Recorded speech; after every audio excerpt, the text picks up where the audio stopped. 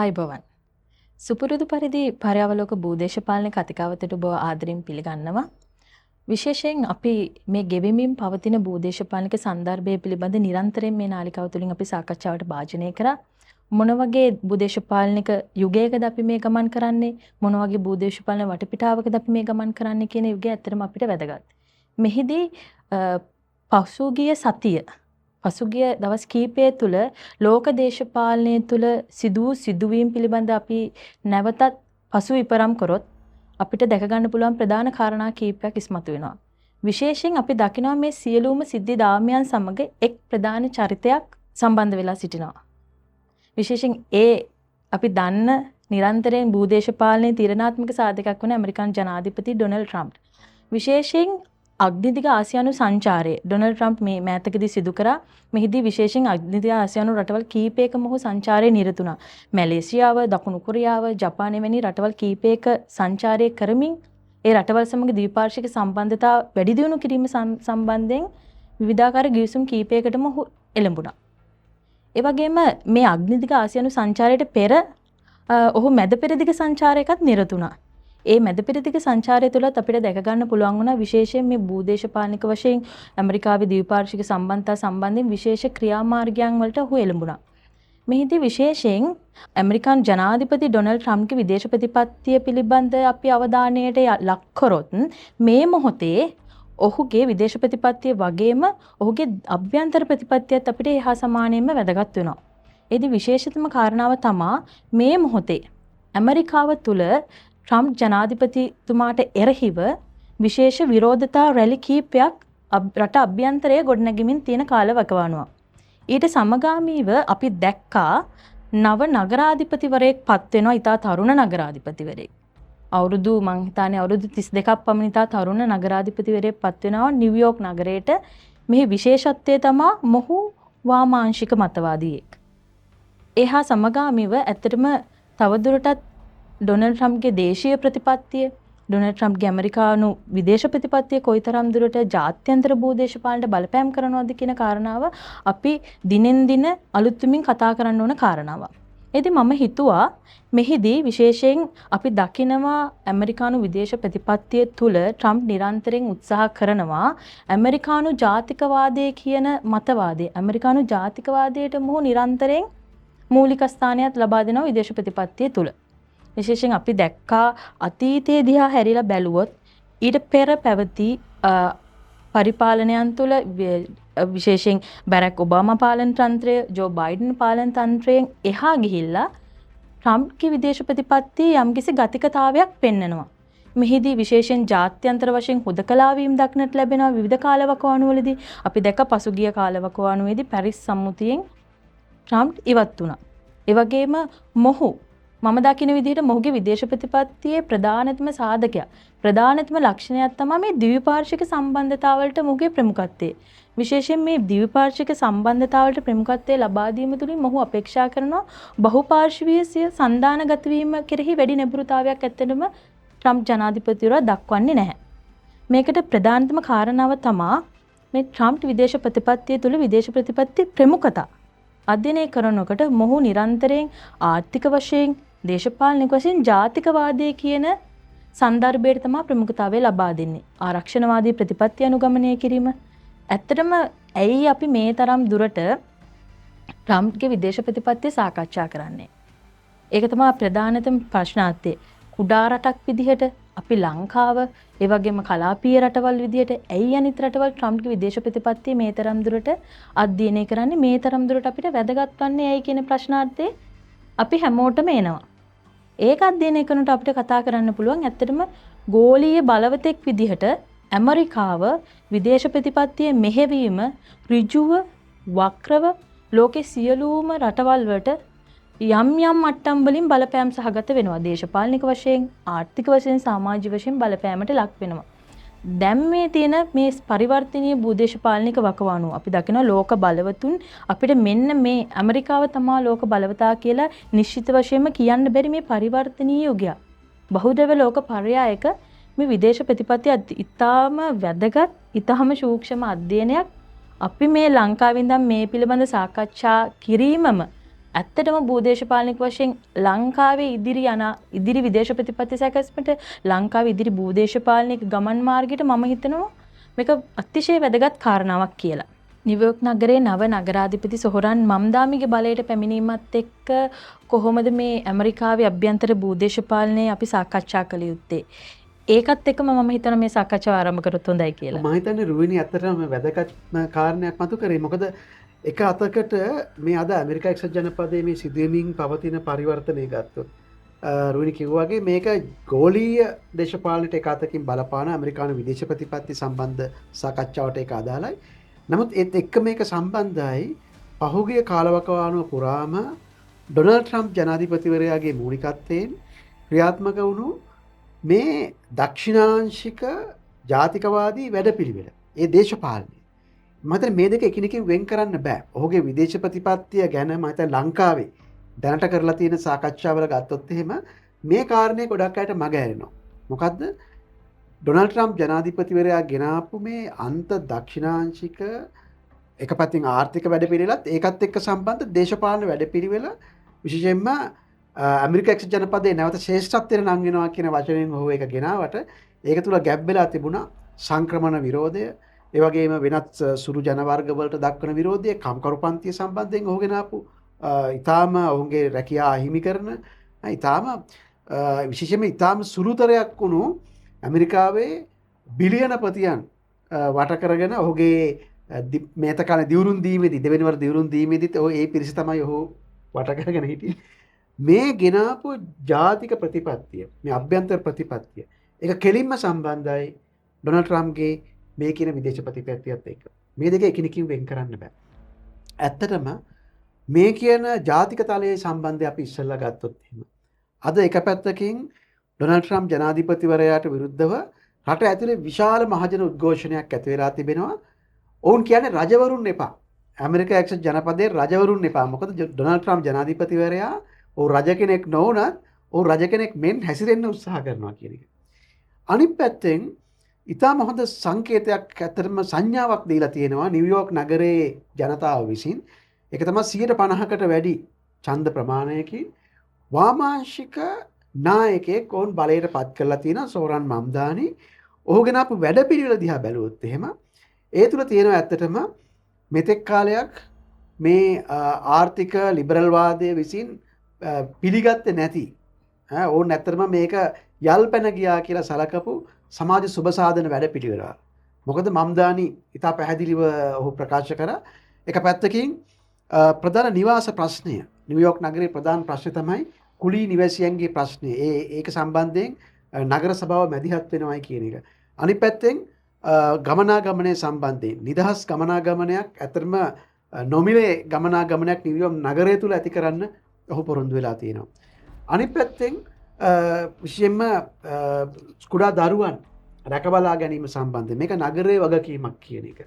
මේ වගේ සාමූහිකත්වය පිළිබඳව රාජ්‍ය සුබසාධනය පිළිබඳව අලුත් මතයක් අලුත් අදහසක් දැක්මක් ඔහු ඉදිරිපත් කරලා තියෙනවා. ඉතින් මේ මතය තමයි අද නිව්යෝර්ක් නගරයේ බහුතරයක් ජනයා පිළිඅරන් තියෙන්නේ. මේක ඇත්තටම නිව්යෝර්ක් නගරයට පමණක් නෙමෙයි පහුගිය කාලේ ඇත්තට මම්දානිත් සම්බන්ධ වෙලා හිටපු ඇමරිකාවේ ඩෙමොක්‍රැටික් පක්ෂයේ වාමාංශික ධාරාව විශේෂයෙන්ම බර්නි සැන්ඩර්ස් විසින් නායකත්වයේ දුන්නු ඒ වාමාංශික ධාරාව තමයි ඇත්තට මම්දානි නියෝජනය කරන්නේ.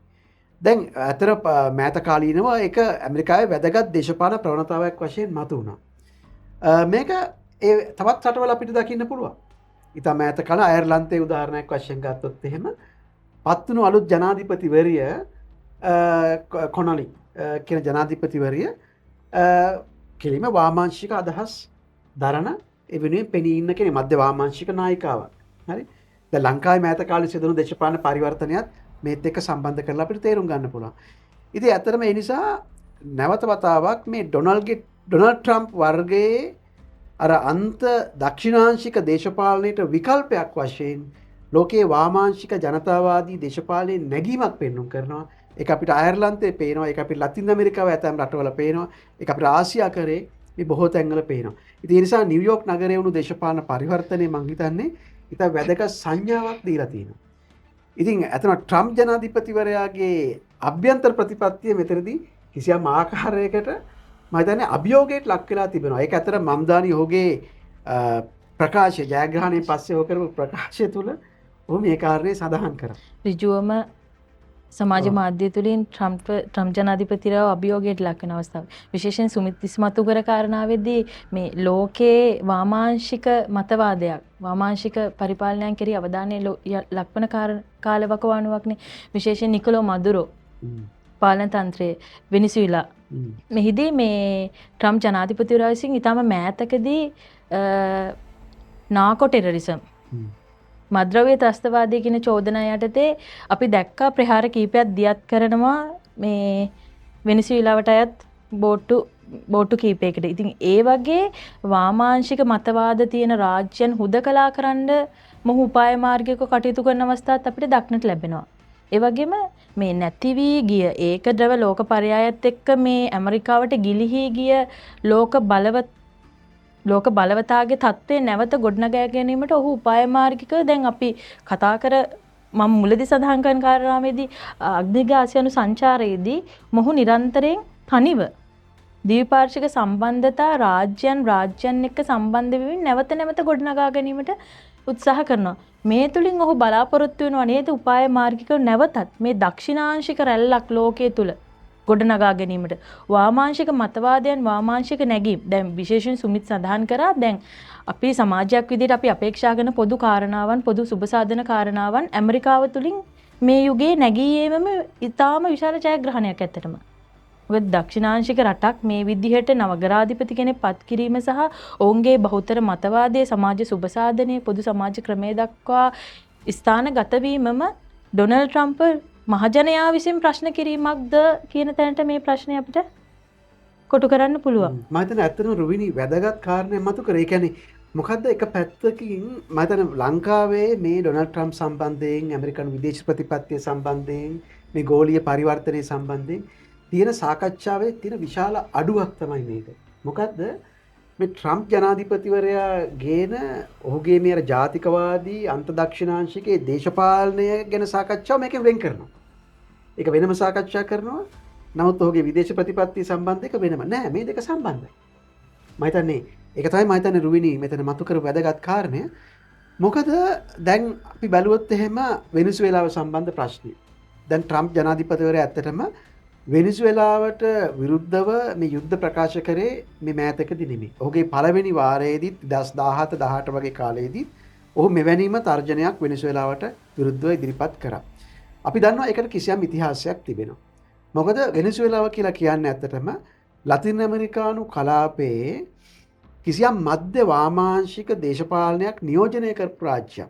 අපි දන්නවා ඒක ඇත්තටම හියුගෝ චාවේස්ගේ නායකත්වය යටතේ වෙනිසුවෙලා පමණක් නෙමෙයි ඔහු තවත් ලතින් ඇමරිකානු රාජ්‍යයන් සම්බන්ධ කරගත්ත කිසියම් සන්ධානයක් පවා ගොඩනැගුවා. එල්බා වශයෙන් හඳුන්වපු ඒ කියන්නේ ලතින් ඇමරිකාවේ මේ ඇමරිකා එක්සත් ජනපදයේ ආධිපත්‍ය පිළිගන්නේ නැති කිසියම් මධ්‍ය වාමාංශික ධාරාවේ සන්ධානයක් එකතුවක් ගොඩනැගුවා. මේකට ඉතිහාසයක් තිබෙනවා. එතකොට මෙන්න මේ ඔහුගේ උරුමය තමයි ඊට පස්සේ ඇත්තටම නිකොලෝ මදුරෝ විසින් අරගෙන යන්නේ. මදුරෝගේ පාලනය පිළිබඳව විශාල වශයෙන් විවේචන තියෙනවා. ඒ සියල්ල ඇත්ත.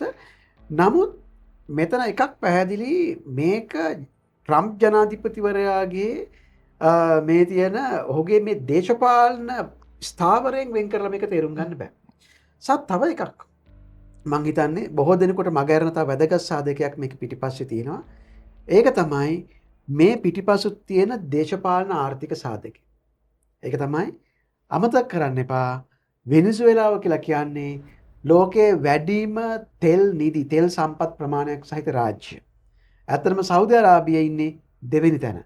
ලෝකයේ විශේෂයෙන්ම තෙල් බැරල් බිලියන 300 ගණනක් ඇත්තටම අදහස් කරනවා ඊතරම් තෙල් නිදි ප්‍රමාණයක් තිබෙනවා කියලා. ඒ වගේ තවත් khනිජ වටිනා khනිජ විශාල ප්‍රමාණයක් වෙනිසුවෙලාව සතුව තිබෙනවා.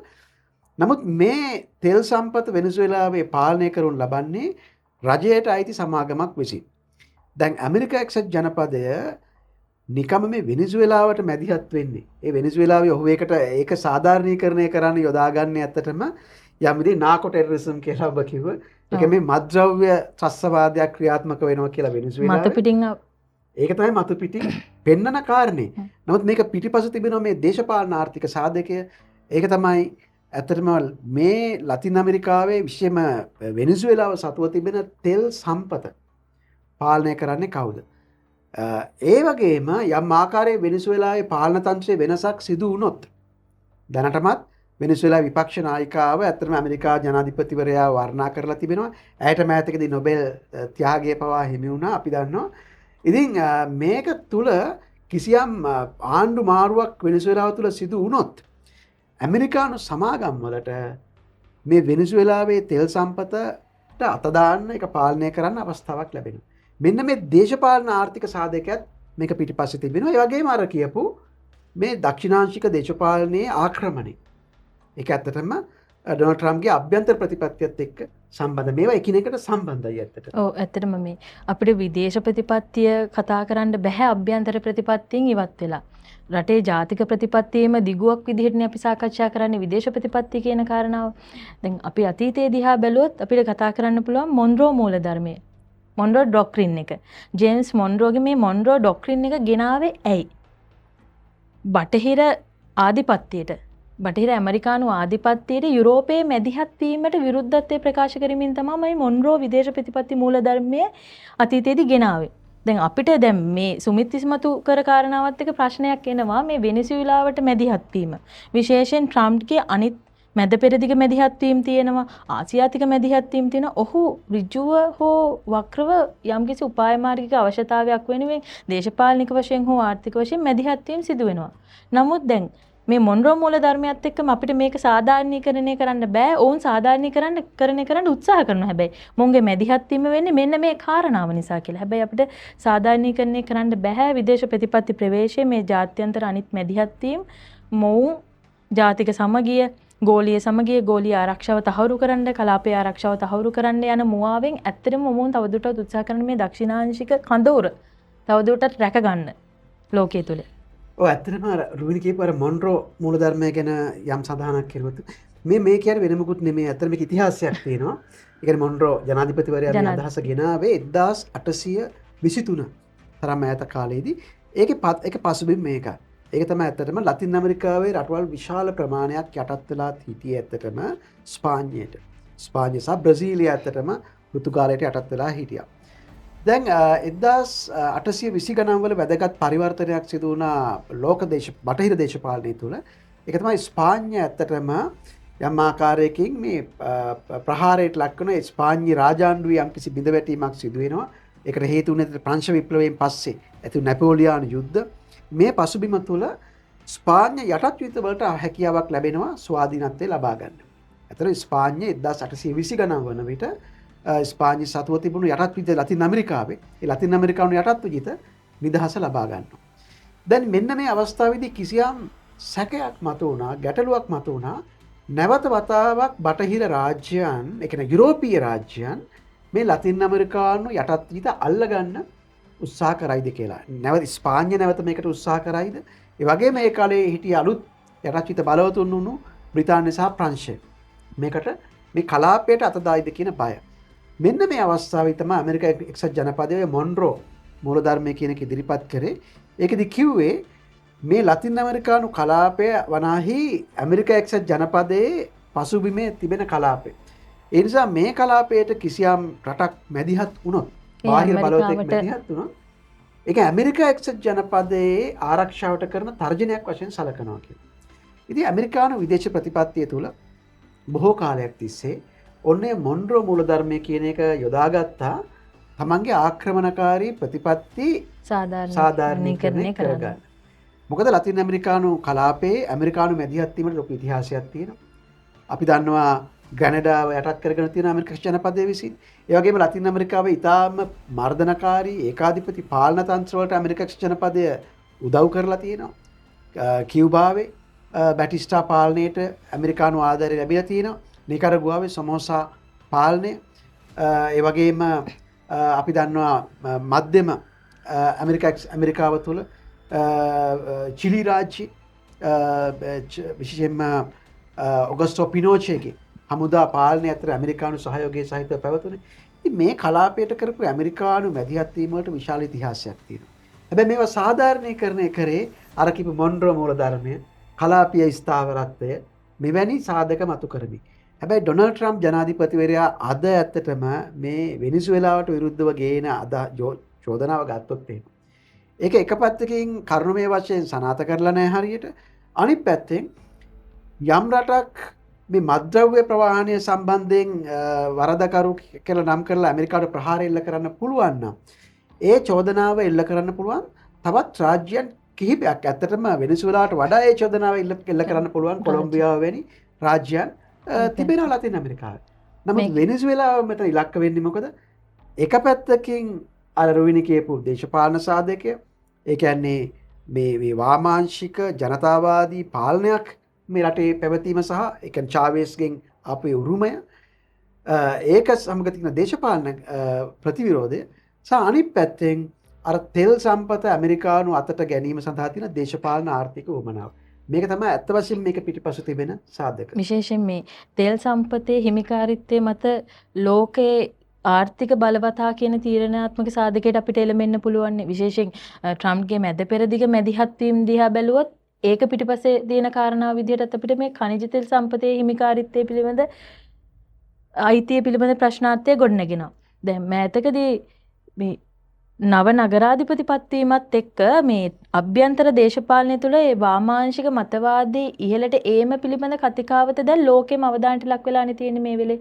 විශේෂයෙන් දැන් අපේ රටේ අලුතෙන් පත් වුණු ආණ්ඩුව ඊට පස්සේ ඇමරිකාවේ නිව්යෝර්ක් නගරාධිපති බලයට පත්වීම වාමාංශික මතවාද මේ ආකාරයෙන් ලෝකෙ දැන් අපිට දක්නට ලැබෙනවා.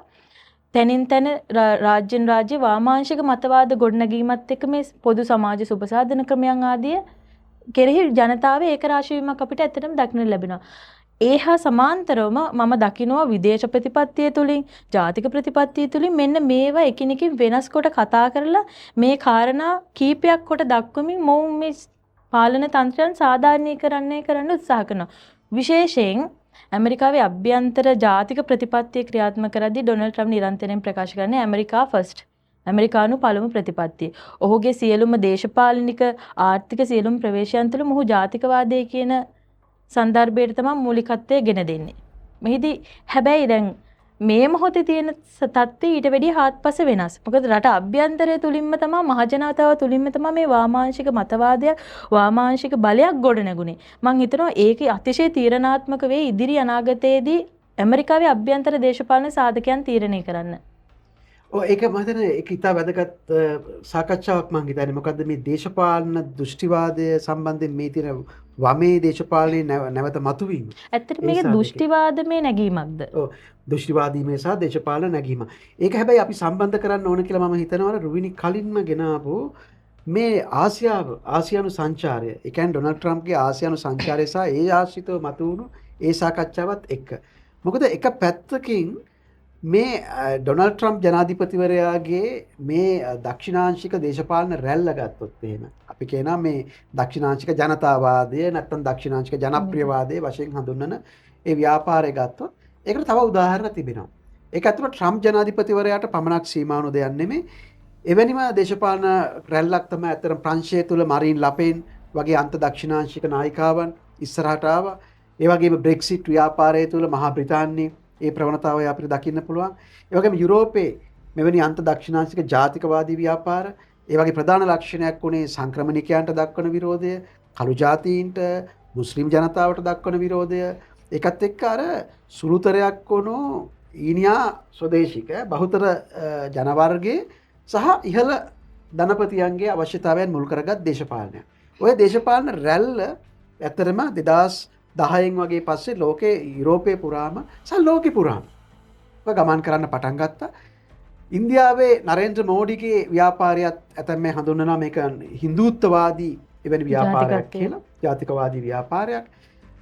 ඒ වගේ උදාහරණ ලංකාව සම්බන්ධයෙන් අපි දන්න අතන රාජපක්ෂ ව්‍යාපෘතිය රාජපක්ෂයන්ගේ දේශපාලන ව්‍යාපෘතියත් මෙවැනි දක්ෂිණාංශික ජාතිකවාදී ව්‍යාපාරයක්.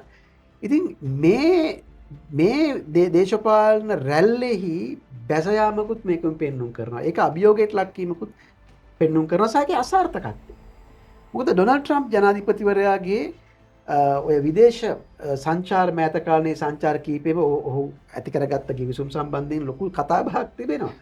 නමුත් මේ තුල සංගවන්න බැරි යථාර්ථයක් තිබෙනවා. ඒක තමයි අද ඇමරිකානු අධිරාජ්‍ය. අපි ඇමරිකානු අධිරාජ්‍ය කියන වචනේ මේ සඳහා පාවිච්චි කරුවොත් දෙවන ලෝක යුද්ධයෙන් පස්සේ ඇති වුණු ගෝලීය දේශපාලනය තුළ ඇති වුණු ඇමරිකානු ආධිපත්‍ය අද ක්‍රමානුකූල බෙදවැටීමකට ලක් වෙමින් තිබෙනවා. මේක ඇත්තටම ඩොනල්ඩ් ට්‍රම්ප් ජනාධිපතිවරයා එක අතකට මේ ඇමරිකානු අධිරාජ්‍ය බිඳවැටීමේ එක්තරා සංකේතයක්. මොකද ට්‍රම්ප් ජනාධිපතිවරයා එක පැත්තකින් මේ ද්විපාක්ෂික ගිවිසුම් වලට එළඹෙන අතර මතන්න රුවිනි කිව්වාගේ ඔහු දකුණු කොරියාවත් එක්ක ද්විපාක්ෂික ගිවිසුමකට එකතු වුණා. හරි? එකත් එක්ක ජපානය සමග යම් ගිවිසුමක්. ඔහුගේ විශේෂත්වය තමයි මේ රටවල් එක්ක බහුපාර්ශ්විකත්වයට වැඩිය පුද්ගලයෙක් විදිහට රාජ්‍ය නායකයෙක් විදිහට ඔහු නිරන්තරයෙන් උත්සාහ කරන රටවල් එක්ක ද්විපාර්ශ්වික සම්බන්ධතා ශක්තිමත් කරමින් ගිවිසුම් ගත වෙන්න. ඔව් ඒක හරියට ඒක සිහි කරන්නේ හරියට අර පැරණි යුගයේ රජවරුන් ඇත අධිරාජ්‍යවරුන් අර තමන්ගේ පරිවාර රාජ්‍යයන් වලට ගිහිල්ලා ඒ රාජ්‍යයන්ට ගියාම යම් විශාල පිළිගැනීමක් ලැබෙනවා යම් ත්‍යාගී ලැබෙනවා. ඩොනල්ඩ් ට්‍රම්ප්ටත් ඒ වගේ ත්‍යාගී භෝග ලැබුණා. ජපානයේදී ලැබුණා. දකුණු කොරියාවේදී ලැබුණා. කොරියාවේ ඔටුන්නකුත් උහුට පැලැන්දුවා. හරි. ඉතින් එවැනි පිළිගැලීම් ලැබුණා.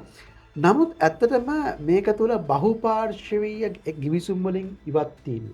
අර වෙනි කලින් කිව්වා වගේ පැරිස් ගිවිසුම කියලා කියන්නේ ලෝකේ මේ කාලගුණ විපර්යාසයට එරෙහිව ලෝකේ රාජ්‍යයන් 190 ගණනක් එකතු වෙලා ඇති කරගත්ත මේ සම්මුතියෙන් ඇමරිකා එක්සත් ජනපදය ඉවත් වීම. ලෝක සෞඛ්‍ය සංවිධානයට WHO එකට සපයන ඇමරිකානු ආධාර නවත්වන්න ඔහු ගත තීරණය.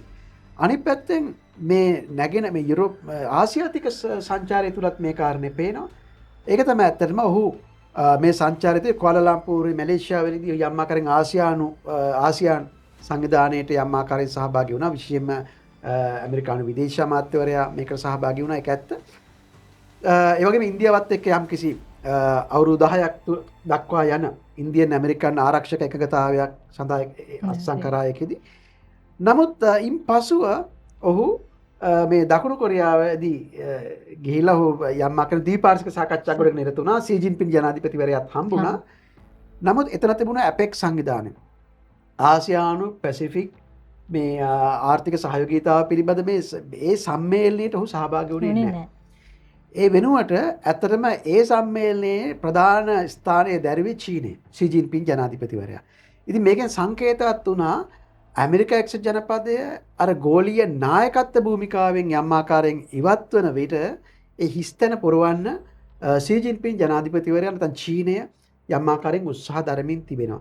ඉතින් ඒක නිසා එක පැත්තකින් ඇමරිකානු මේ ජනාධිපතිවරයාගේ සහ රිපබ්ලිකන් පක්ෂයේ ගෙනාපු මේ දක්ෂිණාංශික දේශපාලන ව්‍යාපාරයක පැත්තෙන් අභියෝගයට ලක් වෙලා තිබෙනවා. ඒ වගේම රාජ්‍යයක් වශයෙන් උත් මම හිතනවා ඇමරිකානු කේන්ද්‍රීය අතර ඇමරිකාව මුල් කරගත්ත ඒකද්‍රවීය ලෝකයක් පිළිබඳව අදහස අද අභියෝගයට ලක් වෙලා තිබෙනවා. මේ කාරණා දෙකේම සංකේතයක් තමයි මම හිතන්නේ පහුගිය මේ සතිය තුළ පැහැදිලිවම ඇමරිකානු ඒකාධිපතිත්වය ඇමරිකානු ඒකද්‍රව ලෝක පද්ධතිය අභියෝගයට ලක් වෙලා කියන හොඳම උදාහරණ තමයි විශේෂයෙන් දැන් ඇමරිකාවයි චීනය අතර පවතින ට්‍රේඩ් වෝ එක. වෙළඳ යුද්ධය අතරවාරයේදී අපි දකිනවා චීනය කලාපයන් තුළ ආර්ථික ආයෝජනයන් වලට නිරත වෙනකොට ඇමරිකාව ඊට හා සමගාමීව ඒ කලාපයන් තුළ මැදිහත් වීම දක්නට ලැබෙනවා. මොන්ගේ උපාය මාර්ගික වුන් අනුගමනය කරන්නේ මේ අවසානයේදී චීනයත් එක්ක වෙළඳ යුද්ධයේ ජයග්‍රහණයක්. ඒක සම්බන්ධයි අර කියන භූදේශපාලන ගැටුමත් එක්කනේ. උදාහරණයක් වශයෙන් ගත්තොත් එimhe දැන් අපි කලින් කතා කරා වෙනසුවෙලාව ගැන ප්‍රශ්නට ගත්තොත් එහෙම වෙනසුවෙලාව ඇත්තටම කලින් ඇමරිකා ජනපදයට එක්ක තෙල් ගනුදෙනු ගොඩක් කරා. නමුත් චාවෙස්ගේ වැදියත් වීමෙන් පස්සේ ඇත්තටම ඇමරිකා ජනපදයේ විශාල සම්බාධක පනවන්න ගත්තා වෙනසුවෙලාවේ තෙල් ගනුදෙනු සම්බන්ධයෙන් වෙනදාම සම්බන්ධයෙන්. ඉන්පසු වෙනසුවෙලාව ක්‍රමානුකූලව මාරු වුණා චීනයට. චීනය තමයි ඔවුන්ගේ ප්‍රධාන ගැනුම්කරු වෙලා තිබෙන්නේ. ඉතින් මේක වක්‍රාකාරයෙන් එක පැත්තකින් චීනයත් එක්ක එකගතාවයකටත් ආව ට්‍රම්ප් මේ සංචාරයේදී. හැබැයි ඒත් එක්කම චීනයත් එක්ක විරද ගනුදෙනු කරන වෙනසුවෙලාවට තර්ජනය කරනවා. ඒ වගේම ඔහු ඉන්දියාව සම්බන්ධයෙන් බදු පැනවීම සම්බන්ධයෙන් ගත්ත උදාහරණ. ඉතින් මේ හැම තැනදීම පේනවා ඇත්තටම මේ යටින් යන මේ භූදේශපාලනික තර්ජනයකුත් මේක පිටිපස්සේ තිබෙනවා. ඉතින් ඇමරිකාව මෙතනදී ඇත්තටම මේ ගෝලීය ආධිපත්‍ය සහිත රාජ්‍යයක් වශයෙන් නෙමෙයි වැඩ කරන්නේ. ඔවුන්ගේ ආධිපත්‍ය බිඳවැටීමට දක්වන ප්‍රතිචාරයක් වශයෙන් තමයි මම හිතන්නේ මේක තේරුම් ගන්න පුළුවන්. ඉතින් අපි අද සාකච්ඡාව පුරාවටම සාකච්ඡා කරේ මේ ඇමරිකානු ආධිපත්‍ය කොයිතරම් දුරට අභියෝගයට ලක් වෙලා තියෙනවද, තර්ජනයට ලක් වෙලා තියෙනවද, ඒක තුළ රාජ්‍යයන්ට කොයිතරම් දුරට භූදේශපාලන වශයෙන් බලපෑම් සිද්ධ වෙනවාද කියන කාරණා මෑත කාලීන භූදේශපාලනික සිද්ධීන් සමග අලලලා. ඉතින් අපි ඉදිරියේදී තවදුරටත් බලාපොරොත්තු වෙනවා කාලීන වශයෙන් වැදගත් වෙන භූදේශපාලනික සිද්ධීන් ඔබ සමග සාකච්ඡා කරන්න. ඒව කොහොමද ජාත්‍යන්තර භූදේශපාලනික වටපිටාවන් වලට අනිකුත් රාජ්‍යයන් වලට බලපාන්නේ කියන ආකාරය පිළිබඳව සාකච්ඡා කරන්න මම ආරාධනා කරනවා. මේ කතිකාවතට අනිවාර්යයෙන්ම ඔබගේ සහයෝගය අත්‍යවශ්‍යයි. විශේෂයෙන් ලංකාව වගේ රටක ඉඳලා අපි මේ කරන භූදේශපාලනික විග්‍රහය විශ්ලේෂණය අනිවාර්යයෙන්ම අනාගතයේදී වර්තමානයේදීත් ලංකාවේ රාජ්‍ය ප්‍රතිපත්ති සැකසීමට ලංකාවේ ජාත්‍යන්තර සම්බන්ධතා වර්ධනයට අතිශය වැදගත් සම්දිස්ථානයක් කියලා. ඉතින් මම ආරාධනා කරනවා අපිත් එක්ක එකතු වෙන්න පර්යාවලෝකීය භූදේශපාලන නාලිකාවත් එක්ක channel එක subscribe කරන්න, comment section එක මගින් අපිට පුළුවන් ඔබලත් එක්ක සම්බන්ධ වෙන්න. නැවතත් සුපුරුදු පරිදි උණුසුම් භූදේශපාලනික මාතෘකාවක් සමගින් හමු වෙනකන් අදට සමුගන්නවා. ස්තුතියි.